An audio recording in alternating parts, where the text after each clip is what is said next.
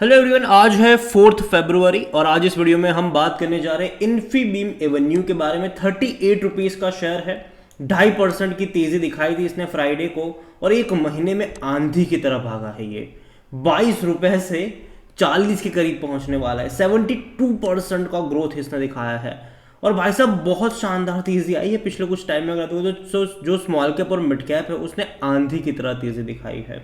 यहाँ पर भी तेज़ी देखने को मिली और एक्चुअली में रिजल्ट्स के बाद ये और भी ज़्यादा भागता हुआ नजर आया। बात करेंगे उसके बारे में, लेकिन उससे पहले अगर आपने अभी तक चैनल को सब्सक्राइब नहीं किया है तो प्लीज़ अभी इसे सब्सक्राइब कर लीजिए, क्योंकि आगे भी बहुत सारे वीडियोस हैं जो आपको काफ़ी ज़्यादा हेल्प करेंगे। तो 38 रुपीज़ का शेयर है इन्फीबीम एवेन्यू का। एक महीने में शानदार तेज़ी दिखाई है, लेकिन एक साल में देखो तो 134% का ग्रोथ है और सबसे बड़ी तेज़ी अभी आई है। इससे पहले भी तेज़ी आई थी लेकिन इतनी बड़ी नहीं थी, ठीक है, इतनी बड़ी रफ्तार नहीं पकड़ी थी इसने। और यहाँ पर 5 साल का भी ग्राफ देख लोगे तो एक बहुत बड़ी रफ्तार थी। और अगर आप चैनल को रेगुलर फॉलो करते हो तो मैंने इसके ऊपर वीडियो बनाया था जहाँ पर मैंने कहा था कि एक बार इसने 27 रुपये का लेवल तोड़ दिया तो ब्रेकआउट का सिनारियो देखने को मिल जाएगा।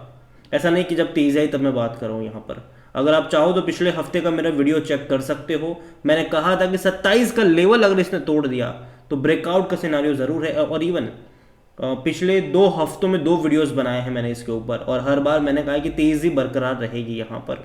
और अभी काफ़ी बड़ी रफ्तार है। और इवन अगर आप मैक्सिमम ग्राफ देखो तो एक बड़ा फॉल देखने को मिला ज़रूर था और एक्चुअली में ये कोई फॉल नहीं था। यहाँ पर इन्होंने बोनस वगैरह अनाउंस करे थे जिसके चलते ये सारी चीज़ें हुई थी। इन्फीबीम एवेन्यू में अगर आप देखो तो वॉल्यूम का भी गेम में तकरीबन 8.5 करोड़ तक के शेयर्स ट्रेड होते नजर आ रहे हैं। बड़ी क्वांटिटी में यहाँ पर ट्रेडिंग हो रही है। इतना ही नहीं, कंपनी में अगर आप देखोगे तो नंबर्स, क्योंकि उस वही है भाई साहब, ठीक है, तो नंबर्स अगर आप देखो तो तेजी आई है। 2023 फाइनेंशियल ईयर में ऑलरेडी बहुत बड़ी तेजी थी इनके रेवेन्यू में और प्रॉफिट वाइज अगर आप देखोगे तो भी अच्छी रफ्तार थी। लेकिन अगर क्वार्टरली परफॉर्मेंस भी अभी अगर आप देखो तो रेवेन्यू लगातार बहुत तेजी से बढ़ रहा है इनका। अभी लास्ट दिसंबर क्वार्टर में 911 करोड़ का इनका रेवेन्यू रहा, जो कि काफ़ी बेहतर है, क्योंकि पिछले साल इसी क्वार्टर में 400 करोड़ के आसपास आता, तो डबल हो गया, उससे ज़्यादा ही हो गया यहाँ पर। और प्रॉफिट वाइज अगर आप देखोगे तो प्रॉफिट भी 41 करोड़ के आसपास का हो, जो कि अच्छा प्रॉफिट है, उतना बुरा भी मैं इसको नहीं कहूँगा। हालांकि मार्जिन थोड़ा सा इनका डिक्लाइन हुआ है, लेकिन फिर भी जो रेवेन्यू बढ़ा है वो बहुत अच्छी चीज़ है और जिसके चलते कहीं ना कहीं तेज़ी एक्सपेक्टेड रहेगी। डिविडेंड को लेकर अगर बात करें तो पे कर रहा है ये, छोटा सा ही सही, लेकिन 5 पैसा पर शेयर का डिविडेंड ये पे कर रहा है। कंपनी की वेबसाइट पर अगर आप चले जाओ तो कंपनी डिजिटल पेमेंट सोल्यूशन में है, इवन एंटरप्राइज सॉफ्टवेयर प्लेटफॉर्म के तौर पर भी है ये। कई सारे बड़े बड़े क्लाइंट्स हैं इनके। और देखो, आप जब भी पैसा ट्रांसफ़र करते हो, ठीक है, आप जब भी ऑनलाइन पेमेंट्स करते हो तो वहाँ पर सीसी एवेन्यू, बिल एवेन्यू आपने सुना होगा, जो ये वही है, ये मीडिएटर के तौर का काम करते हैं। जब भी आपको डिजिटल जो पेमेंट करते हो, ठीक है, तो मीडिएटर का काम करते हैं जो उस पेमेंट को सक्सेसफुली करवाने में हेल्प करते हैं। और कंपनी अगर आप देखोगे तो कंपनी जो है वो यूएस में, यूनाइटेड यूएई में कह लो, ठीक है, इसके अलावा सऊदी अरेबिया वगैरह में भी है, ऑपरेशनल्स है। और कंपनी का जो payment, acquiring payment, even neo banking में भी कंपनी है। Neo banking definitely digital payment में काफ़ी बड़े पैमानों पर भी जाने वाला है। और देखो, कंपनी का जो बिजनेस है अच्छा खासा है, मेरे हिसाब से बुरा नहीं है। और यहाँ पर अगर आप देखोगे तो इनके 50 लाख मर्चेंट्स है यानी इंडिया में एंड इंटरनेशनल मार्केट्स में, और टॉप 3 है in India among online payment solution provider के तौर पर, जो कि अच्छी बात है कंपनी की। कंपनी का जो बिजनेस है वो इंडिया में है, यूएई में है, केएसए में, ओमान में है, यूएसए में भी इनका बिजनेस देखने को मिल रहा है और अच्छी बात है ये भी। और मैं उम्मीद करता हूँ कि चीज़ें और बेहतर हो इनके लिए आने वाले टाइम में। नंबर्स काफ़ी अच्छे आए हैं, लेकिन वैल्यूएशन के हिसाब से अगर आप देखने की कोशिश करो तो 65 का पी रेशियो हो चुका है, जो कि महंगा है। सेक्टर पी 32 का है, लेकिन फिर भी 100% एनालिस्ट कहते हैं खरीदारी करो। जहाँ तक फिनेंशियल्स के बारे में देखें तो अच्छे नंबर्स डेफिनेटली इसके आए हैं, जिसके चलते मैं कहूँगा कि एक बड़ी रफ्तार। और सबसे बड़ी बात, इनके रेवेन्यू में जो तेज़ी आई है वो मुझे यहाँ पर पसंद आई, क्योंकि इससे पहले अगर आप देखो तो रेवेन्यू उतने ज़्यादा थे ही नहीं इनके। 300 करोड़, 400 करोड़, बाद में बढ़कर ये 500 पे हुए थे, लेकिन पिछले 2-3 क्वार्टर में रेवेन्यू में बहुत बड़ा चेंज आया। अगर आप देखोगे तो दिसंबर 2022 तक रेवेन्यू 400 करोड़ में सिमट रहे थे, मार्च में बढ़कर 672 करोड़ हुआ, जून में बढ़कर 745 करोड़ हुआ, सितंबर में बढ़कर 790 करोड़ हुआ, अभी दिसंबर में 920 करोड़ हो गया। मतलब कि रेवेन्यू में बहुत बड़ी तेज़ी आई, जो कि बहुत अच्छी बात है। और धीरे धीरे उम्मीद करेंगे कि इनके प्रॉफिट्स में भी आपको उस तरीके से तेज़ी देखने को मिलती रहे।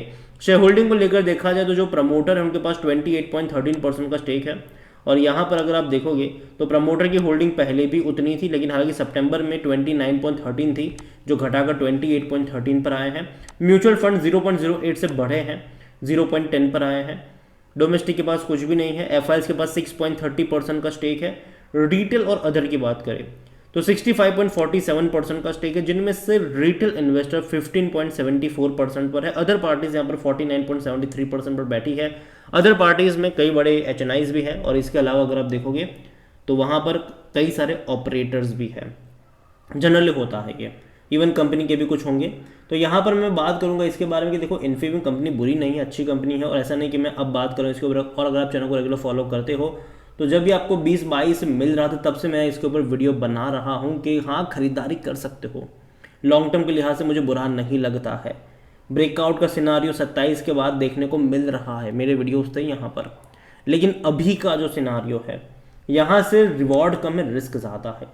यहाँ देखो अगर आपके पास ऑलरेडी है तो 35 रुपये का स्टॉप लॉस लगा के आप चाहो तो इसको कैरी कर सकते हो, कोई दिक्कत की बात नहीं है।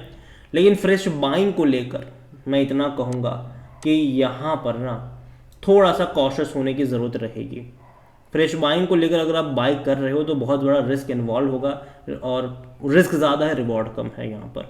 तो अगर आप खरीदारी भी करो, आपको खरीदारी भी करनी है, तो एटलीस्ट आपको यहाँ पर हर 20% के डिक्लाइन पे ऐड करने के मौके ढूंढने चाहिए। कंपनी मेरे हिसाब से बुरी नहीं है, लेकिन जब बहुत कम टाइम में बहुत बड़ी तेज़ी दिखाई है, और देखो बाजार अभी उस मोड में है कि जरा सा भी गिरावट आता है, मतलब गिरावट आती है तो कहीं ना कहीं वापस से रिकवर भी कर जाता है। उस तरीके के बुल रन में अभी हम बैठे हुए, उस तरीके की लिक्विडिटी अभी हाल फिलहाल में इंडियन मार्केट में देखने को मिल रही है। अगर एफआईआई से पैसा नहीं आया तो डोमेस्टिक से ही उतना सारा पैसा आ रहा है कि भाई साहब बाजार को वो गिरने नहीं दे रहा है, और कहीं ना कहीं ये पॉजिटिव मोमेंटम अभी चल रहा है। लेकिन एक टाइम आएगा जब ये टूटेगा और थोड़ा बहुत डिक्लाइन आपको देखने को मिलेगा। तो यहाँ पर मैं इतना ही कहूँगा कि है तो रखे रहो 35 का स्टॉप लॉस लगाकर। फ्रेश बाइंग की जहाँ तक बात आती है, धीरे धीरे ऐड करने के मौके ढूंढने चाहिए। किसी भी एक लेवल पे बहुत सारे शेयर्स खरीद के मत बैठ जाना, वरना फंस के रह जाओगे। धीरे धीरे 20% का डिक्लाइन पे ऐड करने के मौके यहाँ पर ढूंढने चाहिए। कंपनी मुझे लगता है कि अच्छी है, ग्रो करेगी लॉन्ग टर्म में, कोई दिक्कत अभी के लिए मुझे लगती नहीं है। तो नज़र रखिए इसके ऊपर। लेकिन हाँ, बहुत बड़ा इन्वेस्टमेंट इस लेवल पे करना बहुत बड़ा जोखिम हो सकता है, तो उसके बारे में भी ध्यान रखिएगा। वीडियो को यहीं पे एंड करता हूँ। पसंद आया हो तो लाइक करो, शेयर करें। चैनल पर अगर पहली बार आए तो प्लीज़ सब्सक्राइब करें। और इन्फीबीम एवेन्यू के बारे में आप क्या सोचते हैं वो भी आप मुझे कमेंट में लिख कर बता सकते हैं। Thank you.